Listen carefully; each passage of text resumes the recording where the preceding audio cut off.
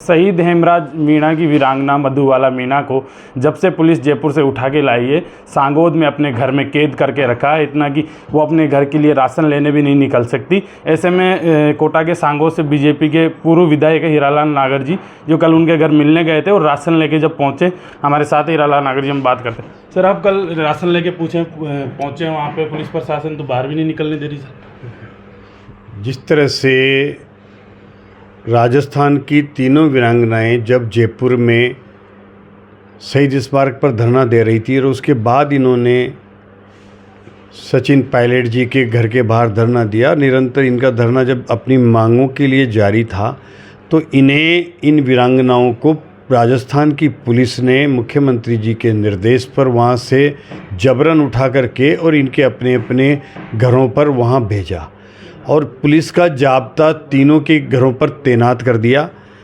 जब ये एक दो दिन, ऐसा हमें भी लगा था कि भाई शायद एक दो दिन में पुलिस इनकी जाब्ते को हटा लेगी, लेकिन आज वहाँ से जयपुर से इनको उठा करके इनके घर छोड़े, पाँचवां छठा दिन है, अभी तक निरंतर इनके घर पर पुलिस पहरा है, पुलिस का जाब्ता है।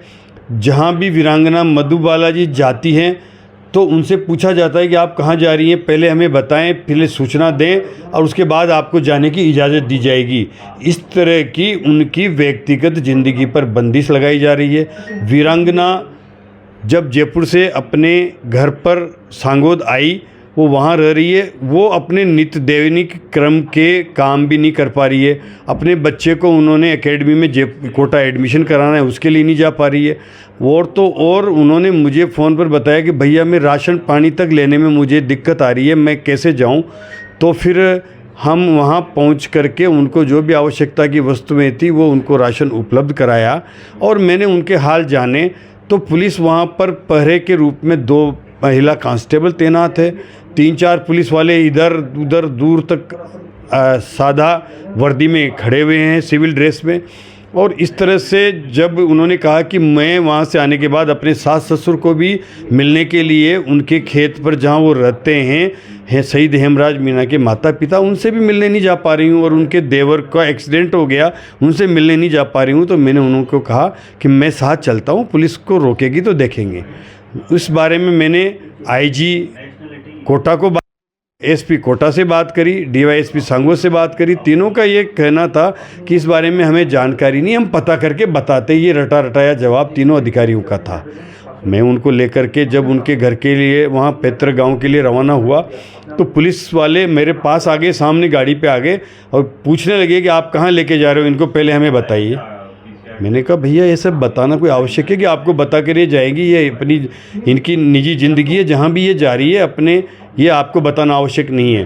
तो उन्होंने 4 पुलिस की बाइकें हमारी गाड़ी के पीछे लगा दी, जिन पे 2 महिला कांस्टेबल थी और उनके ऊपर बाकी के 6 दूसरे पुलिस वाले थे सिविल ड्रेस में।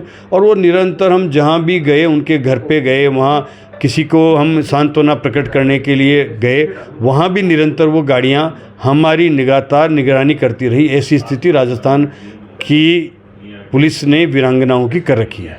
जब पुलिस उनको उठा के जयपुर से कोटा इनके आवास पे लेके, तब भी आप इनसे मिलने पहुंचे थे पर आपको वहाँ पहुंचने नहीं दिया, फिर आपने सांगोद में प्रदर्शन भी किया इसको लेकर। देखिए, हमने उस दिन भी ये प्रयास किया दूसरे दिन कि किस वीरांगना से मिला जाए। वहाँ करीबन 40 से 50 पुलिसकर्मी तैनात थे और हमें पाबंद किया गया, मना किया गया, हिदायत दी गई कि आप वहाँ नहीं जाएंगे। तो फिर हमने गांधी चौराहे पर जाकर के और मुख्यमंत्री का पुतला फूंका, विरोध प्रदर्शन किया, विरोध दर्ज कराया कि इस तरह से वीरांगनाओं के साथ जो सलूक किया जा रहा है, उनको उनकी मांगों की पूर्ति करना तो दूर और उन्हें धमकाया जा रहा है कि आप राजस्थान की पुलिस ने उनके साथ जिस तरह का बर्ताव किया, सारे मीडिया ने देखा है, पूरे देश ने देखा है, नेशनल चैनलों पे आया है।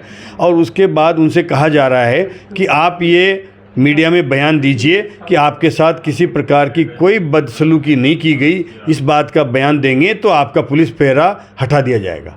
सर वो हमेशा मैं लगातार जा रहा हूँ पिछले जब से उनको उठा के लाएं, वो हमेशा कहती है कि जब भी कि मैं आतंकवादी थोड़ी हूँ जो मेरे घर के चारों ओर छावनी, या मैं छत पे से कूद के बाहर चली जाऊँ, मैं घर में नहीं दिखती तो पूछते हैं कि कहाँ चली गई कहाँ चली गई, तो कोई मैं आतंकवादी हूँ या पिछले घर के पीछे से कूद गया क्या जान दे दूँगी, जो पीछे तक भी पूरा पैरा लगा रखा है।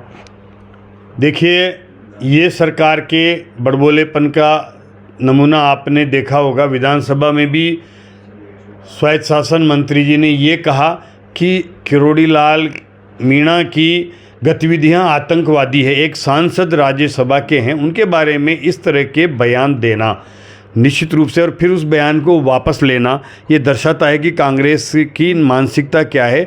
ये राष्ट्रीय तक से ओतप्रोत लोगों को भी आतंकवादी बताते हैं। और जिन वीरांगनाओं के पतियों ने अपना सर्वस्व निछावर कर दिया देश के लिए, उनको भी इस दृष्टि से देखना कि इनकी गतिविधि से कौन सा खतरा है इस राजस्थान सरकार को, जो इन वीरांगनाओं को इस तरह से पहरा लगाया जा रहा है, इस तरह से उनको कैद में रखा जा रहा है, घर में नज़रबंद करके रखा जा रहा है। ऐसी क्या समस्या है, इनसे कौन सी खतरा हो गया इस राजस्थान सरकार को। तो ये इनकी निश्चित रूप से वीरांगनाओं को दबा करके, डरा करके, धमका करके, और इन्हें ये धमकाना चाहती है, डराना चाहती है। सर पुलिस जिस तरह से इनको जयपुर में सड़कों पर घसीटी वीरांगनाओं को, और जैसे लोग राज्यसभा सांसद की कॉलर पकड़ी जाती है, कपड़े फाड़े जाते हैं, उनके कई जगह चोटें आती है, वीरांगनाओं को सड़क पर घसीटा जाता है और उसके बाद यहाँ लाके घर में कैद कर दिया जाता है। सर तो पुलिस इसमें क्या सर इतना वीरांगनाओं के साथ? निश्चित रूप से ऐसे पुलिस के जो भी कर्मी हैं, जो अधिकारी हैं, उनके खिलाफ कार्रवाई की जानी चाहिए।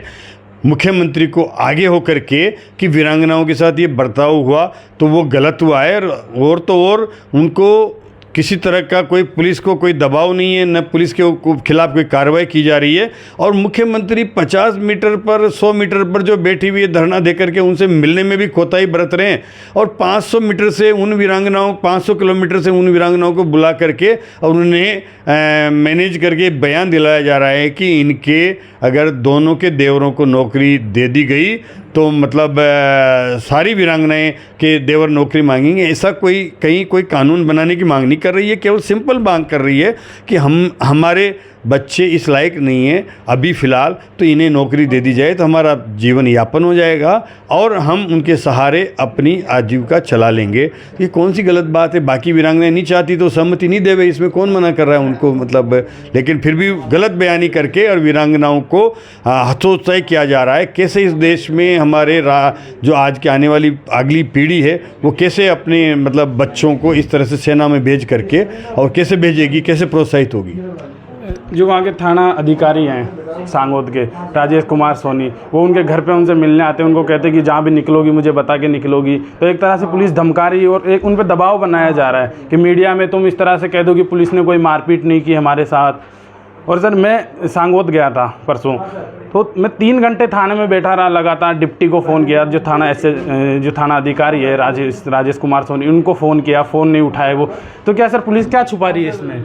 वो एक जो सांगोद है, सांगोद के वो थाना अधिकारी है, एरिया के एक तरह से उनकी जिम्मेदारी है वो, तो जिम्मेदारी से क्यों भाग रही है सर पुलिस? एक तरह जिस तरह से वीरांगना है, उनके पतियों ने देश के लिए बलिदान दिया है, उनका सम्मान होना चाहिए। उनकी एक सीमाएं होती है उनकी।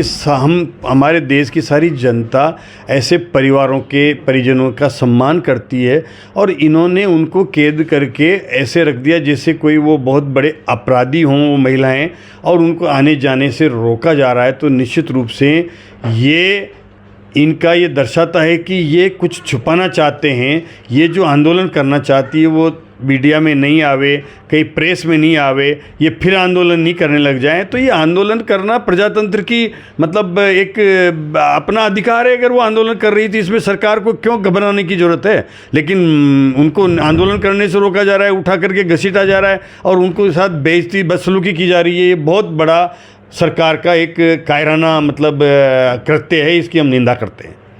तो ये हीरालाल नागर जी हैं, पूर्व विधायक है सांगोद से बीजेपी के, जो साफ तौर पे कह रहे हैं कि घर में एक तरह से कैद ही कर रखा है। कल ये राशन देने भी घर पहुंचे वीरांगना की जो ज़रूरतमंद चीज़ें थी घर के लिए, बता रहे हैं कि उसको अपने बेटे का एडमिशन करवाना है, उसके लिए वो बाहर नहीं जा पा रही, कहीं भी जाती है तो पुलिस कैद कर रखी है। उनके देवर का एक्सीडेंट हो गया, वहाँ नहीं जा पा रही है।